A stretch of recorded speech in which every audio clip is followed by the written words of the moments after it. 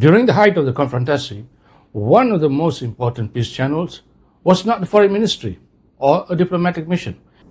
It was an airlines office. By the mid-1960s, both the Malaysian and Indonesian sides were quietly looking for a way out of Konfrontasi. But the moment was dangerous. Suharto was still president. Konfrontasi was still official policy. Any formal contact could explode politically. How to get around it? Well, this is one of those moments where improvisation was required.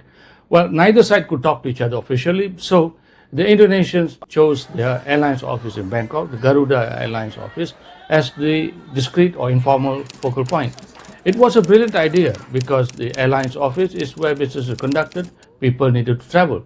But interestingly too, the man who was acting as the chief clerk or the main salesperson of the Garuda office was not an employee of the airlines. On the Indonesian side was General Ali Moertopo.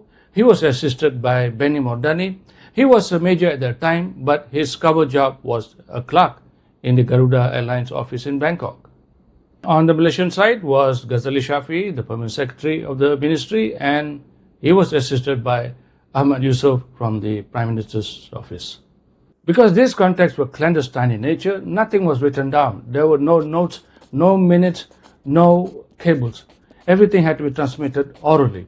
On the Indonesian side, the messages went to General Suharto, who was acting as the main focal point, and on the Malaysian side, the conversations were relayed to Tun Abdul Razak and obviously the Prime Minister Tunku Abdul Rahman. The real breakthrough did not come from strategy papers. In any case, there were no papers, as I told you. It began with conversation, honest conversation. When Ghazali Shafie and Ali Moertopo met, they discussed about what was the real cause behind this confrontation. It was insecurity. And what did societies like theirs did when they felt insecure? They gathered, they stayed close, they berkampung. And from that instinct came a practical understanding. Problems between neighbors, between friends, should not be broadcast publicly, should not be aired. The conversations revealed the true nature of their concern. Concern was that Southeast Asia could be split by the push and pull forces of the great powers during the Cold War. And this ultimately was the fear that they needed to insulate the region. These conversations were discreet, no notes, informal. Ultimately, they led to the resolution of the Konfrontasi. But also importantly, these conversations laid the foundation of what was to become the ASEAN's DNA, its way of thinking. And if you were to look very carefully today, you see 6 elements that makes up ASEAN's DNA. Number 1 is to avoid conflicts. ASEAN does everything possible to try and keep collegial atmosphere so that conflicts do not arise, or if they were to arise, they can be quickly dealt with.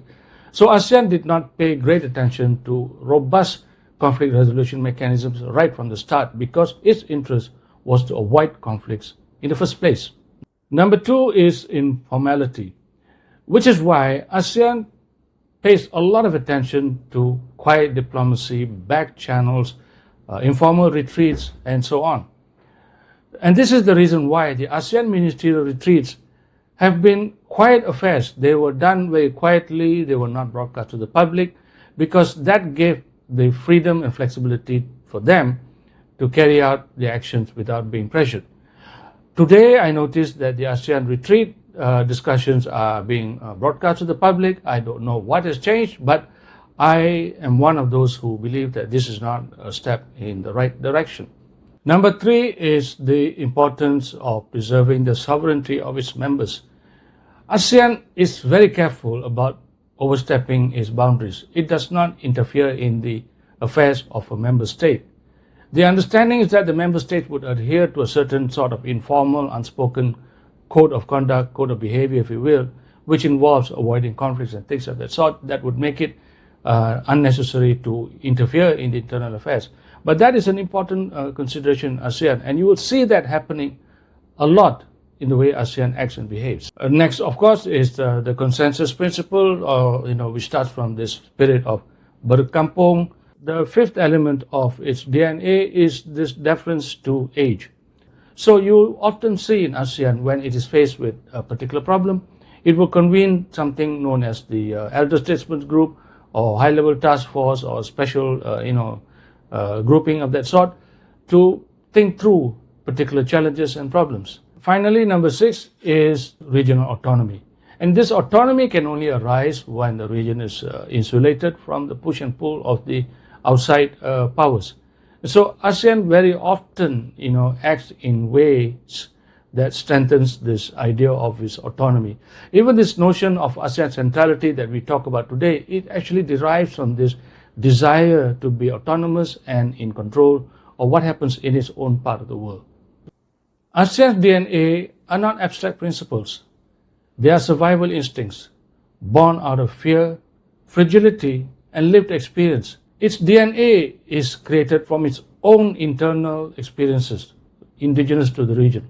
They were not imported from. The understanding of ASEAN's DNA is crucial, more so today as the region once again faces intense pressures, push and pull from the United States and China. Southeast Asia has learned it long ago that its own peace and stability does not come from taking sides. If you are interested in ASEAN DNA, I have done several videos in the past. The link is down there. I would encourage you to watch it. If you liked today's video, please hit the like and subscribe button, and I shall see you soon. Thank you.